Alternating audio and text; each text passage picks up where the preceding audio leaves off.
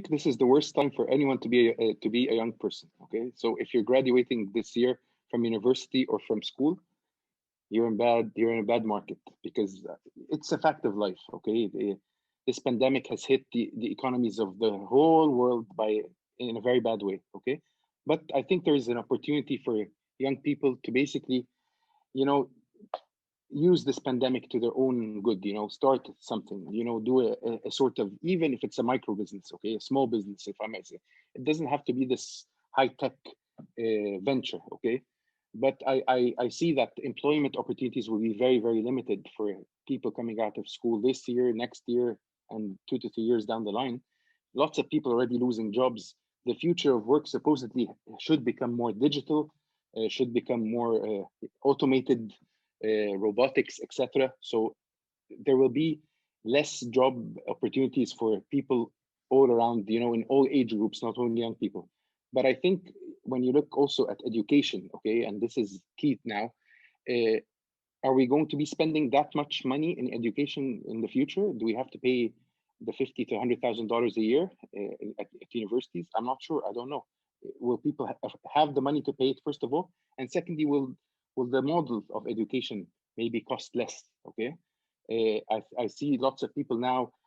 Ayman has led a very good movement at ICSB through doing our certificate programs online, and we're seeing the reach Ayman has been able to do all around the world, and we're charging less for these certificates than used to happen, but they're creating better impact, if I may say. So I think the business model of education definitely would change.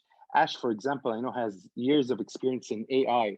Do you need a 4-year degree program in artificial intelligence, Ash, or can you do it in less? Well, it kind of depends. I'm always surprised to see suddenly most of the startups coming to us, they have some sort of an AI element. So I always wonder, how was that acquired? Whether that is, through sort of,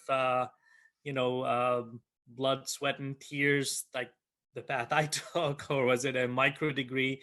I can't really judge, to be honest. It's all going to be the proof in the product and whether it's true or not. But for sure, I think the AI is an example. But if you take entrepreneurship as a whole, it certainly does need a little bit more definition and structure. It's like saying I'm an artist, so who actually define whether you are an artist or not. I can just draw a line and say that's art, and nobody would argue with me. So it's the same thing with entrepreneurs. I think we get, just taking a little bit of what Dr. Osman said and what Dr. Sarden also said. They're both correct. Where yes, on one side you need opportunities to validate that, but sort of the excessive use of entrepreneur without some sort of a guidelines or understanding what the journey looks like. It's probably maybe the happy medium. This is where, academia can step in and really create some specific definitions rather than, now you can be unemployed and say I'm an entrepreneur, which is fine. But there are outcomes and results out of really being an entrepreneur, whether you're an entrepreneur or serial entrepreneur, successful entrepreneur. So there's certain conditions, I guess, and prerequisites, maybe, and post-requisites as well, in terms of defining what truly that journey looks like and what kind of skills you need. And I think it's a little bit maybe perhaps loose right now, and because it's positive. So you don't want to kind of put a lid on that. It's such a positive thing, an entrepreneur, but it needs some guidance and direction, I believe. I believe the glass is half full in terms of the times that we're in. I think these are extraordinary times, and I think that for those who are much younger than I think you should be excited. The fact that, because one, we know that talent is not localized to any gender, any region, any culture, any race. And so there is a huge effort to find the best talent and also all of the incumbent companies, they're worried about disruption. They're worried about being eclipsed. And so there's a search for the best and the brightest all over the globe.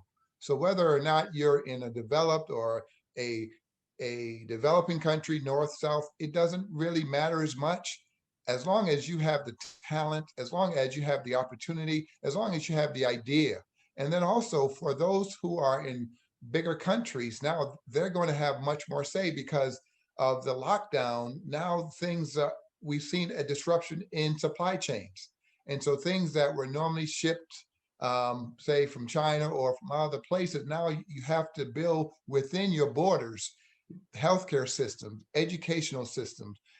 And so that creates a huge opportunity for those who want to be creative, because now there's a need that's local. So we've seen the disruption in globalization and its regionalization. And for those who are creative, I think this is an opportunity. And last but not least, I think we should always focus on the SDG goals, the 17 goals. Those are still relevant. So if you can come up with an idea to address any one of those goals, those are global goals. And if you can help to reduce poverty, help to reduce healthcare disparities, help to work on sustainability, those are huge, huge needs. And so wherever you are and access to education online or wherever, that if you can help to solve some of those problems, then that's a big market.